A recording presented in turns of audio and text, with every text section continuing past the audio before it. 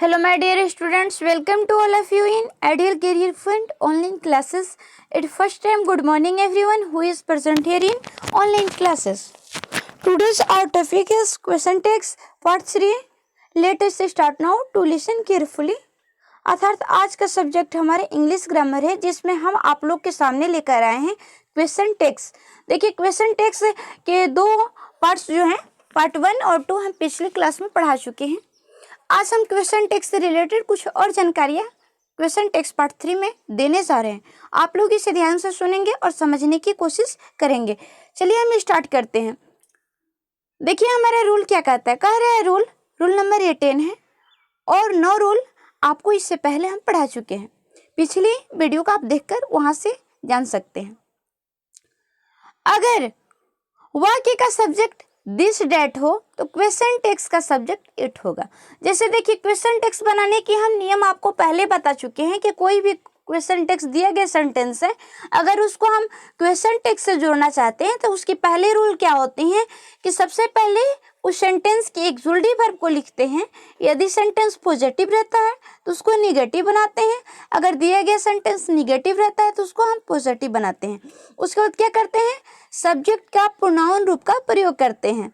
तो देखिए, यहाँ पे जो सेंटेंस है दिस और डेट है, तो दिस डेट का प्रयोग यदि सब्जेक्ट की तरह किया गया है, इस्तेमाल दिया गया सेंटेंस में यदि दिस और डेट का प्रयोग सब्जेक्ट की तरह हुआ हो तो वहाँ पे हम दिस डेट के बदले क्वेश्चन टेक्स्ट के सब्जेक्ट के रूप में क्या लिखेंगे, इट लिखेंगे। देखिए, इसे हम एग्जाम्पल के माध्यम से समझ लेते हैं। जैसे दिस इज माइन, ये सेंटेंस है। सबसे पहले देखिए, इसमें हमारे एक्सक्लूसिव वर्ब क्या है, इज है। तो और दिया गया सेंटेंस क्या है, पॉजिटिव है, तो इसको निगेटिव बदलेंगे। तो इज है तो इज लिख देंगे, इसमें नोट जोड़ेंगे तो क्या हो जाएगा, इजंट।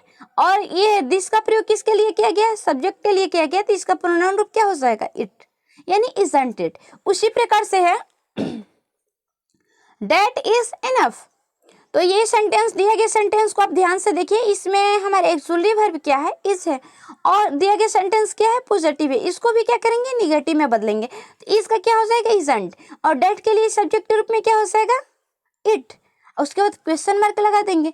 आगे देखिए, अगले रूल हमारे क्या कहता है, इसके बारे में हम जानेंगे और समझने की कोशिश करेंगे। जैसे देखिए, रूल नंबर 11 है, कह रहे दिस डेट का प्रयोग, दिस डेट वन दिस दोस का प्रयोग एडजेक्टिव की तरह हो, यानी इसके बाद तुरंत नाउन का प्रयोग किया गया हो, तो क्वेश्चन टेक्स्ट के सब्जेक्ट का प्रयोग जो होगा इस नाउन के अनुसार होगा।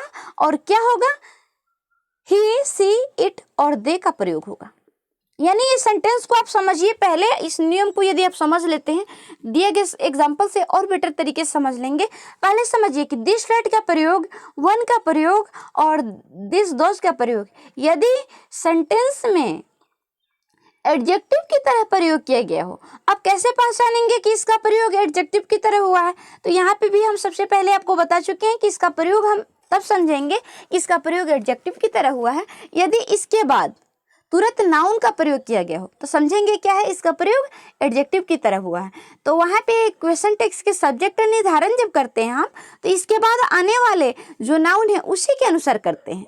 जैसा नाउन रहेगा उसी के अनुसार क्या करेंगे, उसके प्रोनाउन का निर्माण करेंगे। अगर देखिए किसी मेल का प्रयोग किया गया हो तो ही लगाएंगे, किसी फीमेल से का बोध हो, दिए गए नाउन से किसी फीमेल का बोध हो तो सी का प्रयोग करेंगे।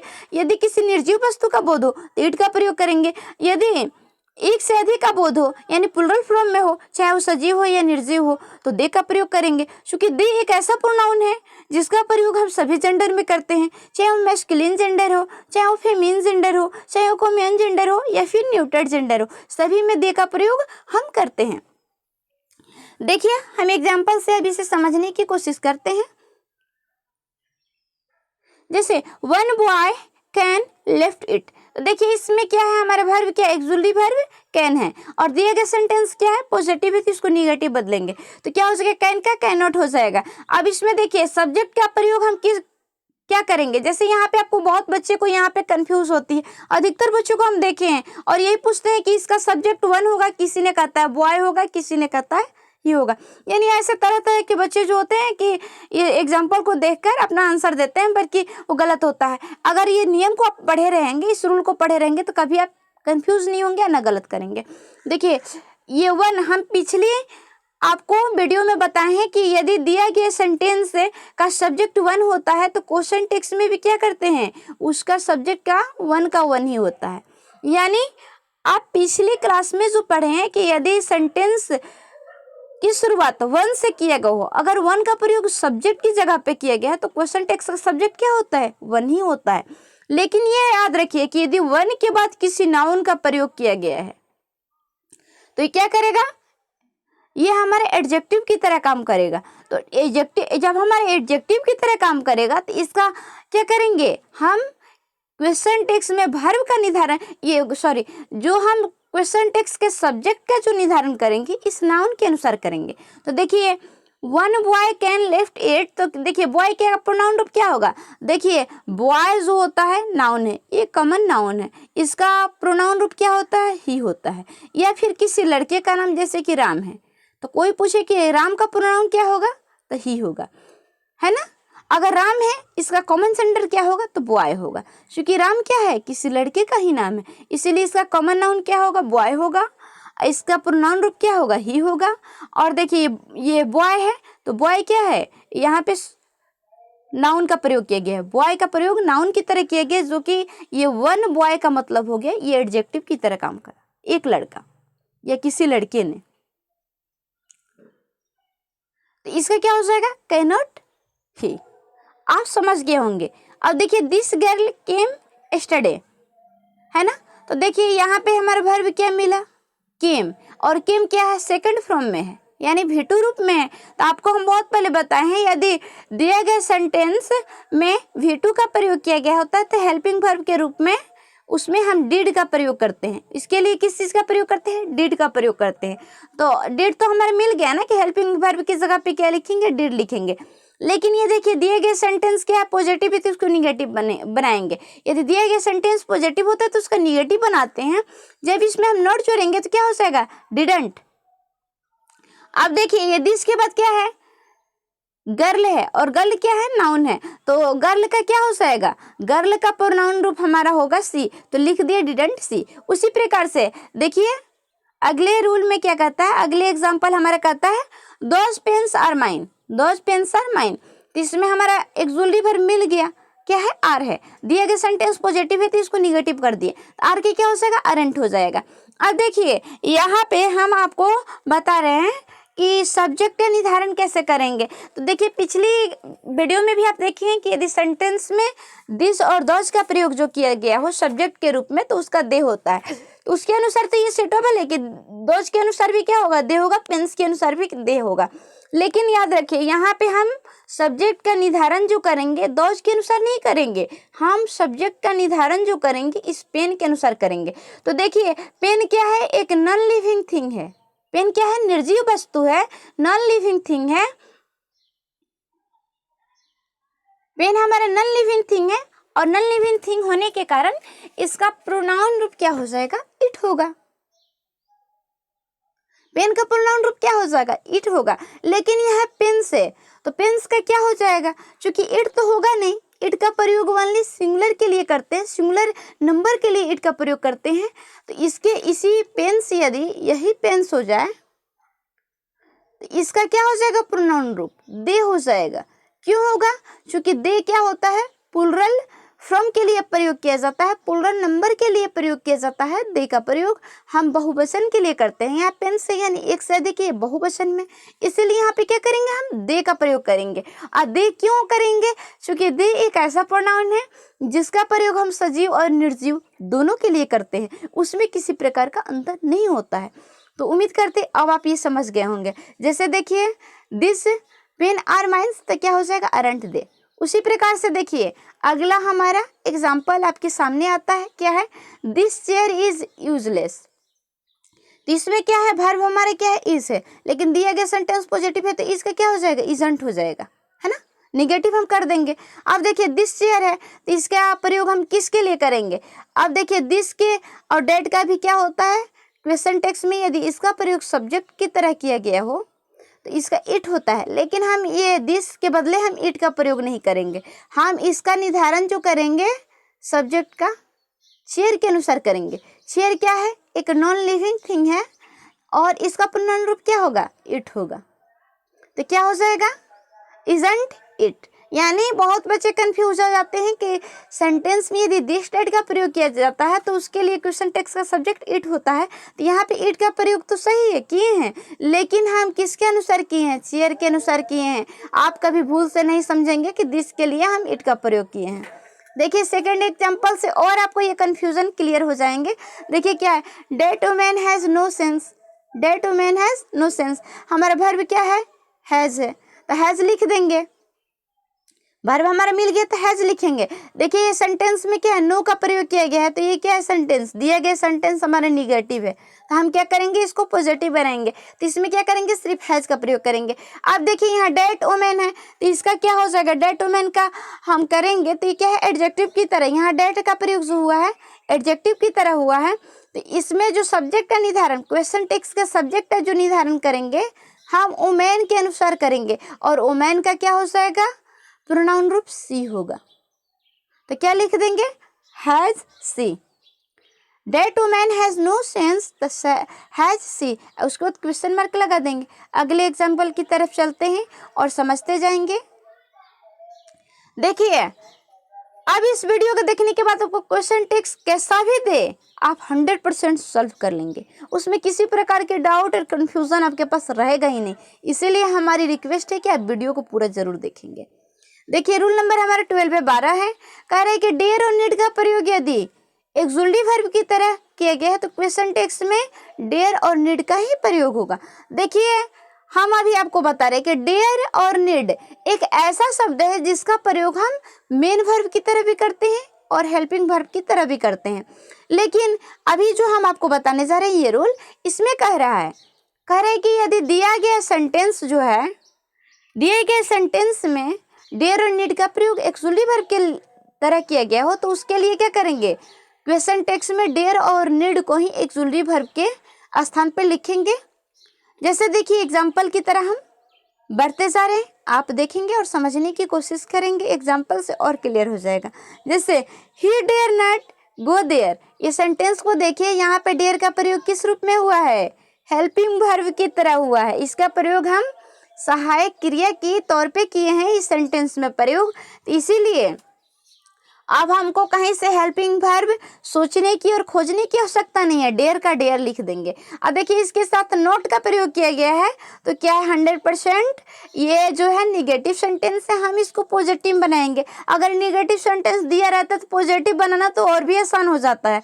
तो देखिए he dare not go there, तो क्या हो जाएगा, डेयर ही का ही हो जाएगा, डेयर ही। You need have no fear, यानी तुम्हें डरने की आवश्यकता नहीं है, जरूरत नहीं है, तुम्हें डरने की जरूरत नहीं है। तो यहाँ भी क्या है, नीड का प्रयोग हम हेल्पिंग वर्ब की तरह किए हैं और दिया गया सेंटेंस क्या है, निगेटिव है, चूंकि इसमें नो का प्रयोग किया गया है। तो देखिए क्या हो जाएगा, नीड यू। उसी प्रकार से देखिए अगले हम सेंटेंस को देखते हैं और देखते हैं अगला सेंटेंस हमारे क्या कहता है, नो स्टूडेंट्स डेयर डिसओबे, है ना।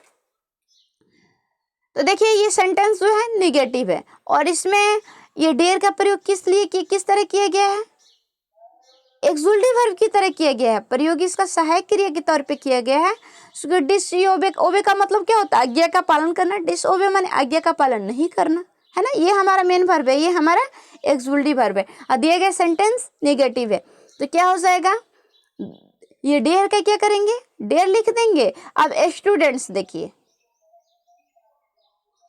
स्टूडेंट्स यानी क्या है, छात्री क्या है, नाउन है, और जब स्टूडेंट क्या है, कॉमन नाउन है।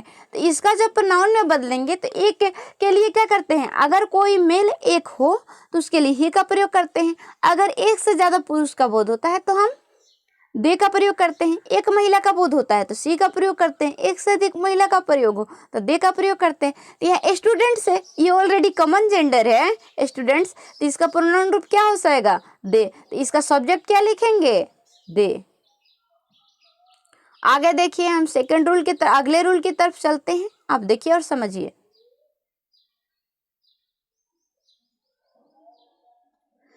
जब मूल कथन में डेयर और नीड का प्रयोग फुल वर्ब के रूप में हो तो क्वेश्चन टेक्स्ट में डेयर का प्रयोग ना होकर के किसी अनफिनाइट का प्रयोग होगा। देखिए कह रहे हैं कि यदि दिए गए सेंटेंस, कोई भी सेंटेंस यदि हमारे सामने दिया रहे, अगर हमको उसका क्वेश्चन टेक्स्ट बनाना हो तो सबसे पहले हम ये देखेंगे कि सेंटेंस में डेयर का प्रयोग एक्सुलेटिव वर्ब की तरह हुआ है या मेन वर्ब की तरह। यदि दिया गया सेंटेंस में डेयर और नीड का प्रयोग मेन वर्ब की तरह किया गया हो तो क्वेश्चन टेक्स्ट बनाने के लिए क्या करते हैं, उसमें प्रयोग होने वाले फाइनाइट वर्ब का ही प्रयोग हम करेंगे, क्वेश्चन टेक्स्ट बनाने के लिए करेंगे। जैसे देखिए एग्जांपल से और आप इसे क्लियर कर लेंगे। यानी जब ये मेन वर्ब की तरह प्रयोग किया गया हो सेंटेंस में तो इसके साथ 100% एक्सुलेटिव वर्ब का प्रयोग होगा। जो एक्सुलेटिव वर्ब होगा उसको ही हम लिखेंगे, इसको हम नहीं लिखेंगे क्वेश्चन टेक्स्ट बनाते समय। जैसे देखिए एग्जांपल में आप क्लियर कर लेंगे। He does not dare to go there। तो देखिए यहाँ डेयर का प्रयोग मेन वर्ब की तरह किया गया हो, लेकिन इसमें डज नॉट है। और डज क्या है, हमारा हेल्पिंग वर्ब है यानी एक्सुलेटिव वर्ब है। इसमें नॉट का प्रयोग किया गया है तो क्या लिखेंगे, हैज लिख देंगे। आप प्रोनाउन क्या है, ही है, सब्जेक्ट है ही लिख देंगे, क्योंकि ही क्या है ऑलरेडी प्रोनाउन है, इसको प्रोनाउन में हमको कन्वर्ट करने की आवश्यकता नहीं है। तो क्या हो जाएगा, डज ही। उसी प्रकार से है they have dared to beat him, है ना। तो देखिए इसमें क्या है, एक्सुलेटिव वर्ब हमारा दे है और दिया गया सेंटेंस क्या है, पॉजिटिव है ना। तो पॉजिटिव जब है तो इसको हम क्या करेंगे, निगेटिव में बदलेंगे। तो हैव है तो क्या हो जाएगा, हैवेंट हो जाएगा। और दे का सब्जेक्ट क्या हो जाएगा, दे ही होगा, क्योंकि ये प्रोनाउन है तो प्रोनाउन ही यूज करेंगे।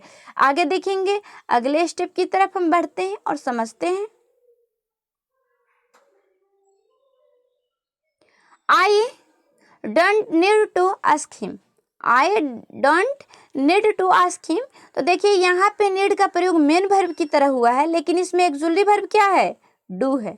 डू है हमारे एक्सुलेटिव वर्ब और इसमें नॉट का प्रयोग किया गया है, तो दिया गया सेंटेंस क्या है, निगेटिव है। तो हम इसका क्या करेंगे, पॉजिटिव बनाएंगे। तो क्या हो जाएगा, डू आई, डू का डू लिख देंगे, एक्सुलेटिव वर्ब मिला, सब्जेक्ट क्या है, आई है तो आई का आई लिखेंगे, चूंकि आई प्रोनाउन है, इसको कन्वर्ट करने की आवश्यकता नहीं है। फिर देखेंगे, देखिए अगले हमारे एक दो और एग्जांपल है, इसे भी हम देख लेते हैं, इससे और डाउट हमारे क्लियर हो जाएंगे। He dares to go there, he dares to go there. तो डेयर का प्रयोग यहाँ पे किस प्रकार हुआ है, मेन वर्ब के रूप में हुआ है। इसका प्रयोग जो है हमारा मेन वर्ब का प्रयोग किया गया है, मेन वर्ब की तरह प्रयोग किया गया है। और ये किस फॉर्म में है, तो V5 फॉर्म में है, यानी वर्ब जो है अपनी 5वें रूप में है। तो आपको हम बहुत पहले बताए हैं, यदि क्रिया का प्रयोग V5, यदि वर्ब अपना V5 फॉर्म में होता है तो उसके लिए हेल्पिंग वर्ब के रूप में क्या लिखते हैं, डज लिखते हैं। यदि V1 का प्रयोग किया गया होता है तो उसके लिए डू लिखते हैं। यदि V2 का प्रयोग किया गया हो तो उसके लिए डिड लिखते हैं। अब शायद आप समझ गए होंगे। आगे बढ़ते हैं, अब एग्जाम्पल को हम देख लेते हैं। तो क्या है, हमारा मेन वर्ब है और V5 का प्रयोग किया गया तो एक्सुलेटिव वर्ब के रूप में क्या लिखेंगे, डज लिखेंगे। क्यों लिखेंगे, क्योंकि वो नियम के अनुसार ही होता है। दिया गया सेंटेंस हमारा पॉजिटिव है तो इसको निगेटिव में बदले, तो डज का क्या हो जाएगा, डजंट। ये सब्जेक्ट क्या है हमारा ही, तो ही का ही लिख देंगे, क्वेश्चन मार्क लगा देंगे। ही नीड्स ए बुक, देखिए यहाँ पे नीड का प्रयोग क्या है, मेन वर्ब के रूप में हुआ है। और जब मेन वर्ब के रूप में इसका प्रयोग किया गया हो तो क्या करते हैं, सबसे पहले देखते हैं कि वो वर्ब जो है मेन वर्ब के रूप में जब डेयर और नीड का प्रयोग किया गया है तो सबसे पहले हमें ये देखने की आवश्यकता है कि वो वर्ब जो है किस फॉर्म में है, V1 में है, V5 में है, V2 में है। तो यहाँ पे दिया गया सेंटेंस में क्या है, नीड का प्रयोग जो हुआ है V5 के रूप में हुआ, नीड्स V5 में है। तो इसके लिए क्या करते हैं, डज का प्रयोग करते हैं। तो डज का प्रयोग हम तो कर दिए, लेकिन इसमें क्या देखेंगे, सेंटेंस पॉजिटिव है कि निगेटिव। दिया गया सेंटेंस पॉजिटिव है तो इसमें नोट जोड़ देंगे, तो क्या होगा, डजंट, यानी निगेटिव बन जाएगा। और सब्जेक्ट हमारे ही है तो ही का ही लिख कर क्वेश्चन मार्क लगा देंगे। देखिए और एक आखिरी एग्जाम्पल है इस रूल का, इसे भी हम देख लेते हैं, फिर हम आगे आपके साथ बढ़ते हैं। आई विल नीड नथिंग, देखिए ये सेंटेंस सबसे पहले देखिए दिया गया सेंटेंस हमारा क्या है, निगेटिव है और इसमें नीड का प्रयोग क्या हुआ है, मेन वर्ब की तरह किया गया हो, लेकिन इसमें हमारा एक्सुलेटिव वर्ब पता लग गया है, सहायक क्रिया क्या है हमारा, विल है, तो विल लिख देंगे। और सब्जेक्ट हमारा आई है तो आई लिख कर क्वेश्चन मार्क लगा देंगे। इसके आगे बढ़िए, देखिए ये नोट्स को भी थोड़ा पढ़ लेते हैं, बहुत ज़रूरी है, काफ़ी इंपॉर्टेंट नोट्स है।